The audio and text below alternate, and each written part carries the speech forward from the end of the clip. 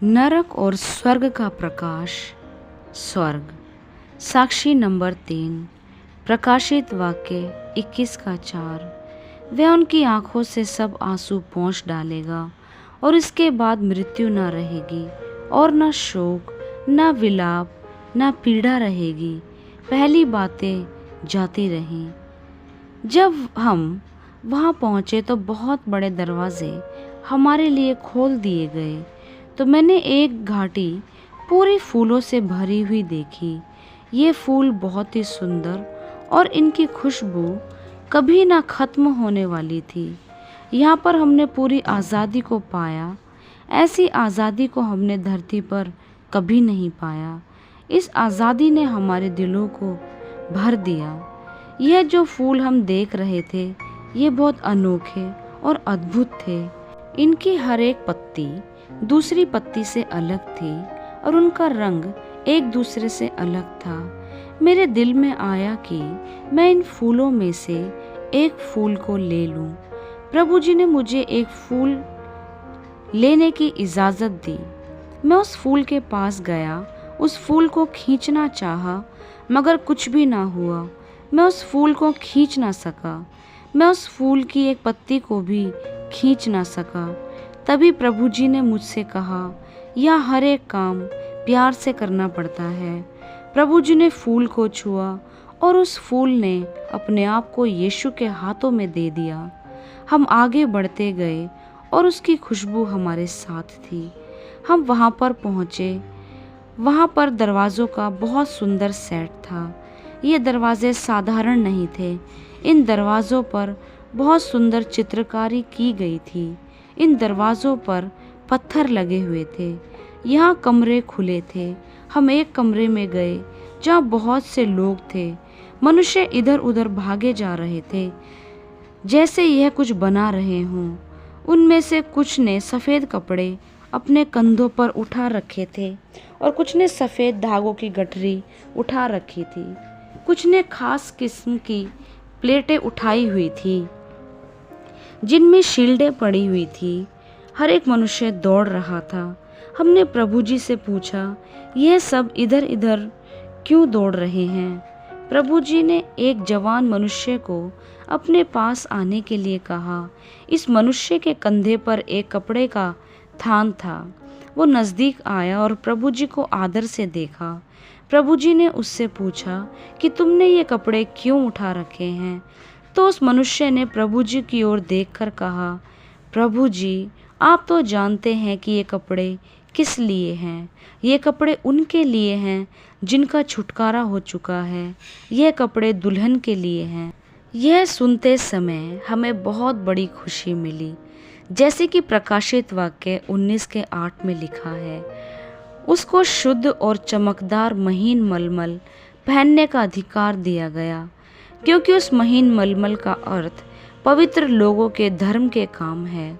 जब हम उस स्थान से बाहर आए तो हमने शांति का अनुभव पाया, क्योंकि सबसे बड़ी बात यह है कि प्रभु आप हमारे लिए एक बढ़िया चीज़ बना रहे थे।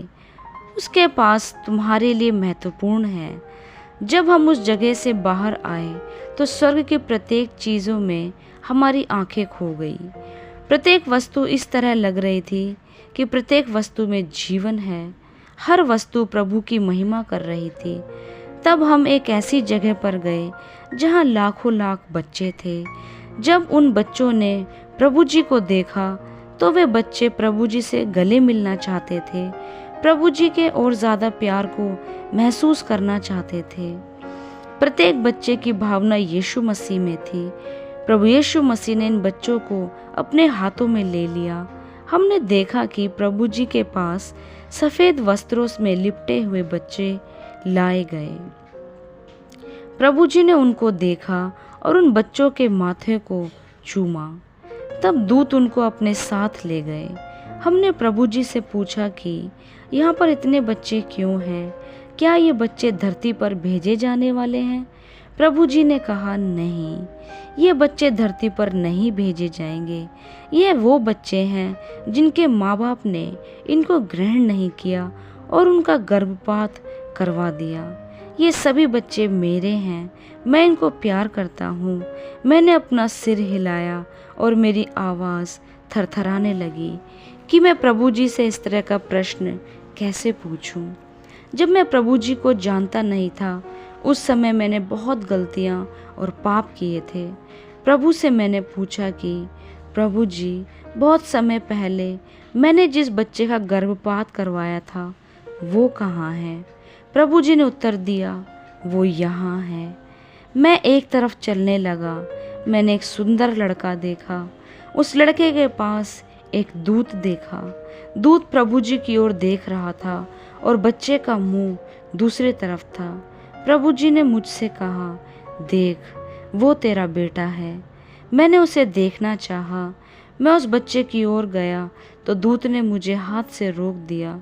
उसने मुझसे कहा, पहले बच्चे की बात सुन लो। मैंने सुनना शुरू किया। बच्चा दूसरे बच्चे की ओर देख रहा था और बातें कर रहा था। बच्चे ने दूत से पूछा, मेरे मम्मी पापा क्या इस जगह पर जल्दी आ रहे हैं? दूत ने मुझे देखते हुए उसे उत्तर दिया कि हाँ, तेरे मम्मी पापा जल्दी आने वाले हैं। मैं नहीं जानता था कि ये शब्द मुझे सुनने का अवसर क्यों मिला, पर मैंने अपने दिल में जाना कि मुझे प्रभु जी ने अच्छे तोहफे के तौर पर दिए हैं। ये बच्चा दुखी सा और गुस्से में बोलता हुआ दिखाई दिया। शायद वो जानता था कि हमने उसे जन्म ही लेने नहीं दिया। वो साधारण तौर पर उस प्रेम का इंतज़ार कर रहा था जो प्रेम प्रभु जी ने उसके दिल में डाला था। हम चलते गए, पर उस बच्चे की शक्ल मेरे दिल में घूम रही थी। मैं ये जानता था कि मुझे स्वर्ग में पहुंचने के लिए प्रतिदिन कोशिश करनी चाहिए, क्योंकि स्वर्ग में वह मेरा इंतज़ार कर रहा था।